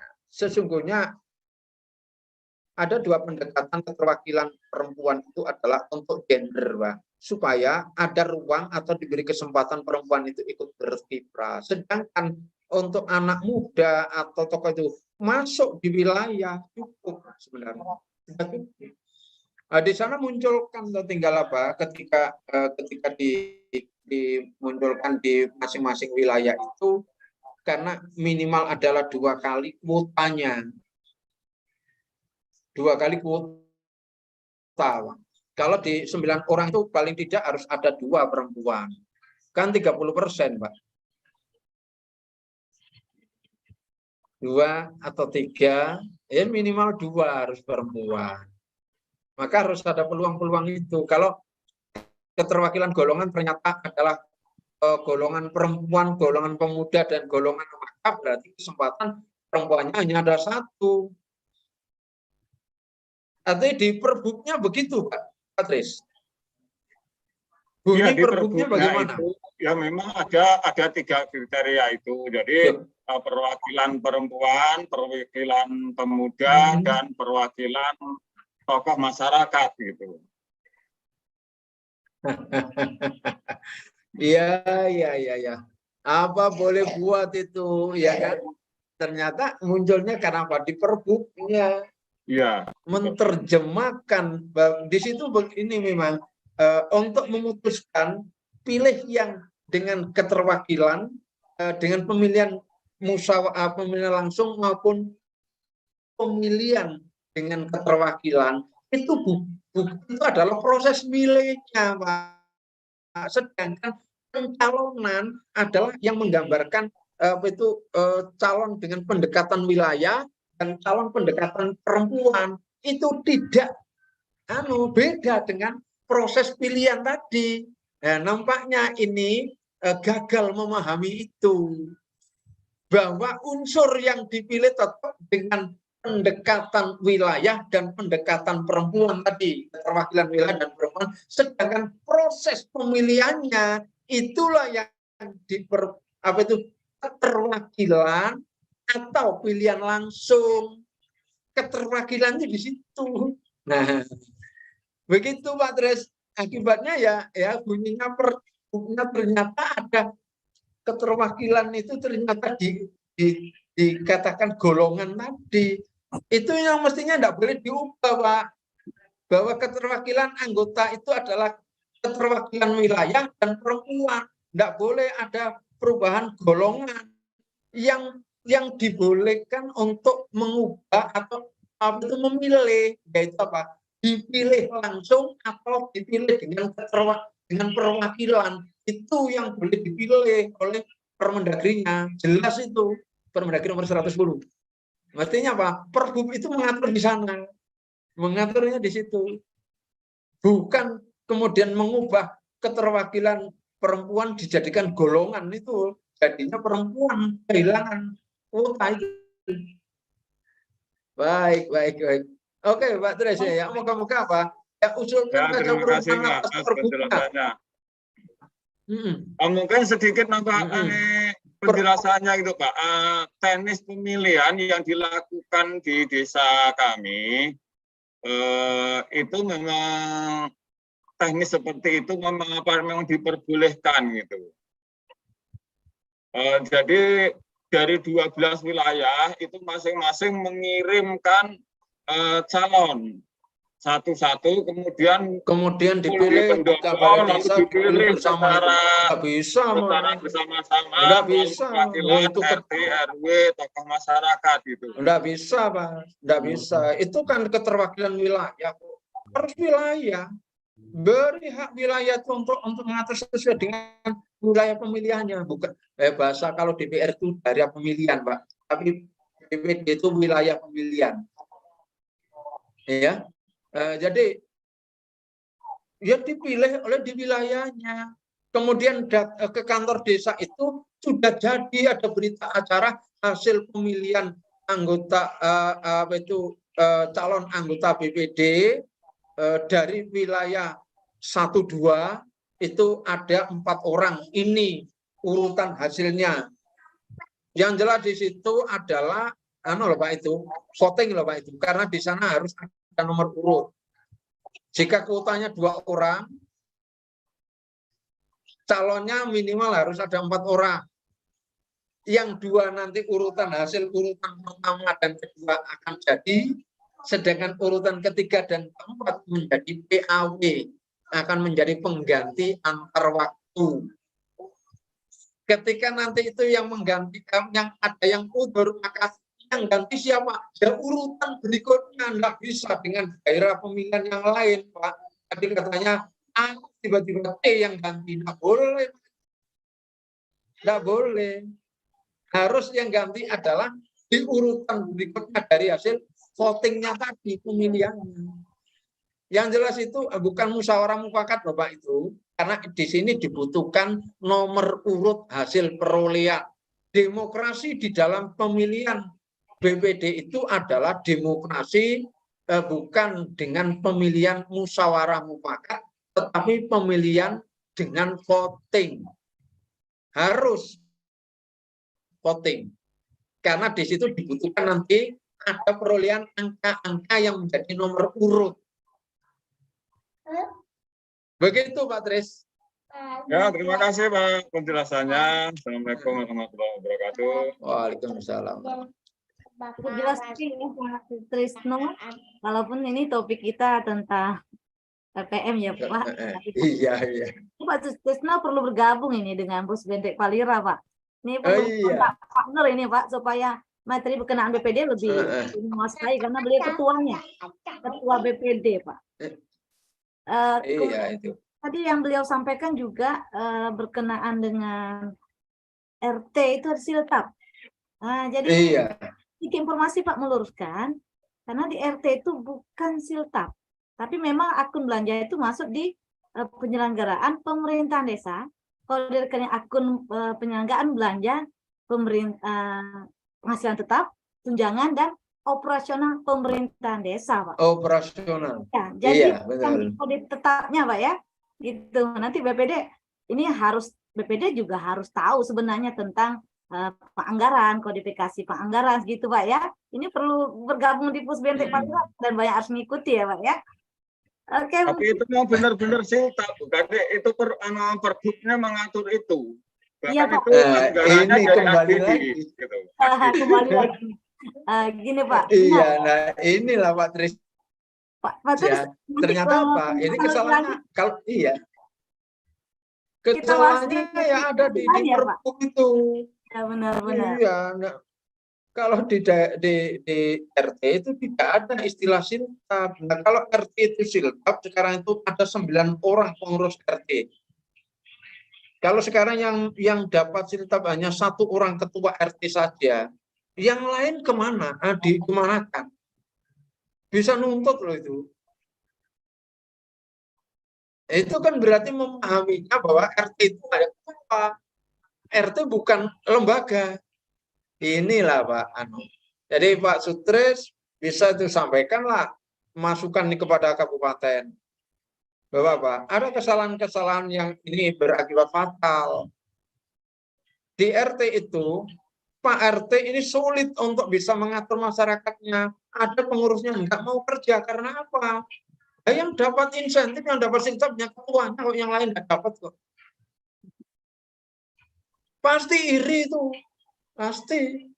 Iya kan Mas Charles ya, bagaimana itu yang hanya diterima oleh ketuanya, yang lain nggak dapat ya, pasti yang lain juga akan protes itu. Oh enggak Pak Tres itu apa itu? Buat masukan lah Mas pada kabupaten. Baik, cukup Pak Sutris itu. Terima kasih. Yang beliau sampaikan tadi masih belum sesuai dengan yang anggaran sebenarnya, jadi kita sampaikan. Ini Pak ada pertanyaan lagi dari chat dari Pak Satudin lagi.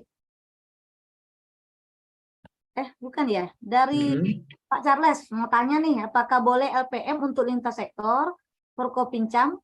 Kalau boleh, apa saja sektor profesi yang bisa bekerja sama dengan LPM? Kemudian pertanyaan berikutnya Pak dari Pak Safidun. LKD kalau berbentuk siltap sepertinya keliru. Oh ini komentarnya tadi ya Pak ya. Bisa PBD sendiri. Iya. Baik Pak, itu pertanyaan Pak Charles tadi Pak. Apakah boleh untuk lintas sektor gitu Pak? Silakan Pak. Nah, LPM ini kan lembaga ini di desa. Hanya di tingkat desa, membantu pemerintah desa untuk menggerakkan partisipasi gotong royong masyarakat, membantu untuk kelancaran penyelenggaraan pemerintah. Urusan berkolaborasi kerjasama dengan LPM. Nah, sepanjang itu sesuai dengan di perdesnya, jadi tidak KDRT ya, karena ini bukan ormas. Perdesnya bagaimana, kemudian program-programnya itu bagaimana. Semuanya itu ada kan program itu, yang program yang bersifat intern, ada yang eksternal atau program kerjasama dan sebagainya. Sangat tergantung pada bagaimana LPM atau LKD yang lain itu membuat programnya, menyusun program. Ketika menyusun program selain daripada yang disinkronkan dengan APBDes atau RKPDes, mungkin ada program yang bersifat khusus di mana ini memang didanai oleh keuangan yang memang sudah dikelola sendiri, seperti PKK yang sudah jalan itu kan. PKK ini rata-rata tidak hanya menggantungkan APBDes per tahunnya, tapi dia juga sudah mengelola dana sendiri. Maka ada program itu yang dikerjakan sendiri. Laporannya tidak ada di Siskudes, tapi laporannya ada di laporan pertanggungjawaban per tiap tahun kepada kepala desa.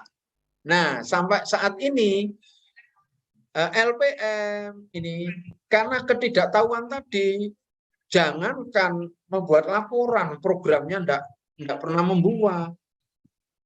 Jadi itu bisa, kerja itu bisa dengan kegiatan atau kerjasama itu dengan siapapun, dengan pihak manapun itu sangat mungkin bisa dilakukan.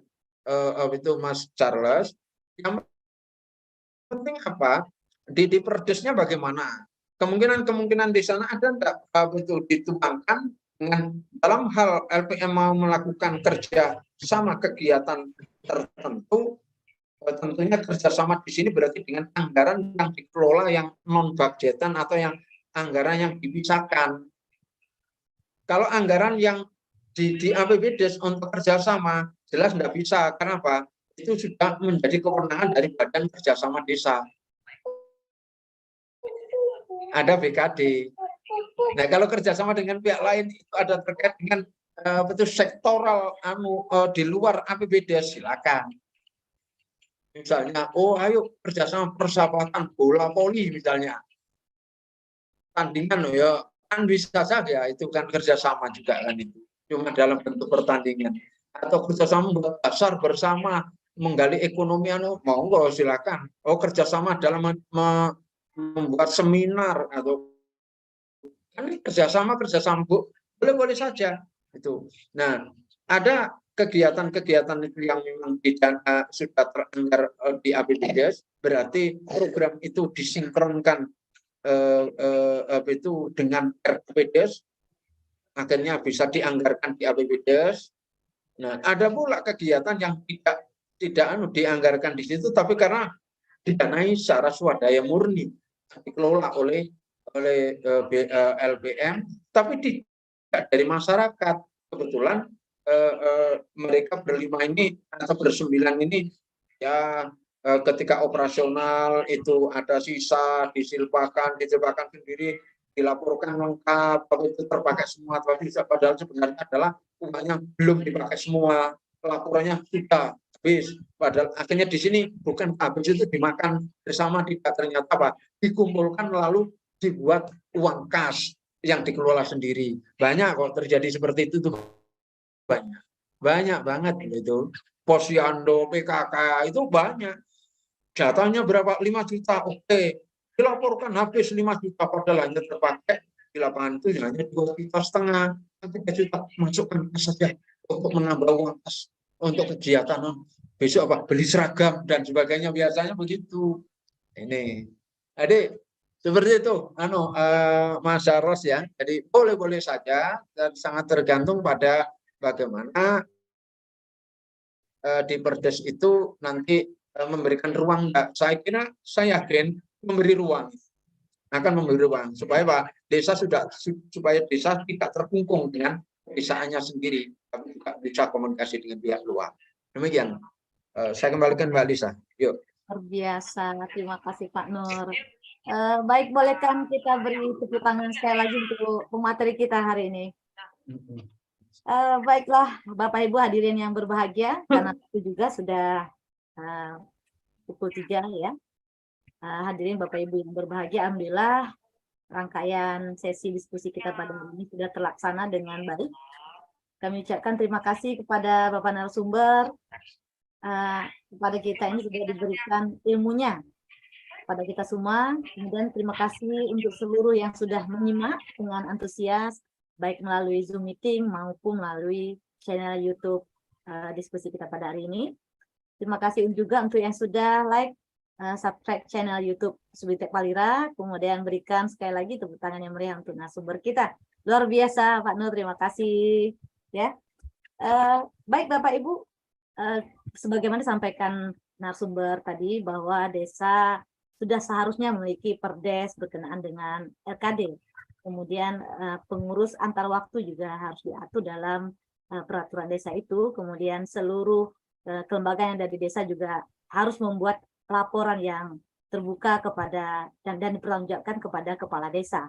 Oleh karena itu Bapak Ibu yang mengikuti webinar ini mungkin sudah mendapatkan pengetahuan yang cukup jelas tadi ya.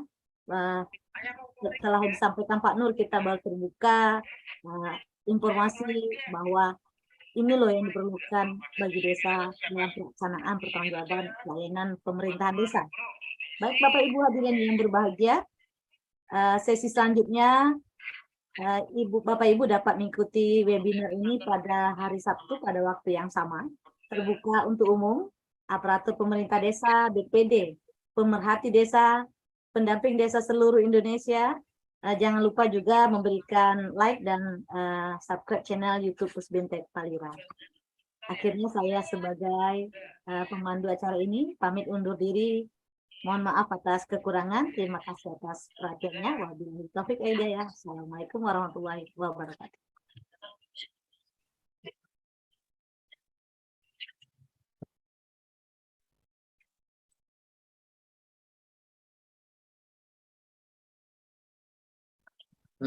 Nih sudah biasa ini. Ada yang barangkali yang ingin nambah mau ngobrol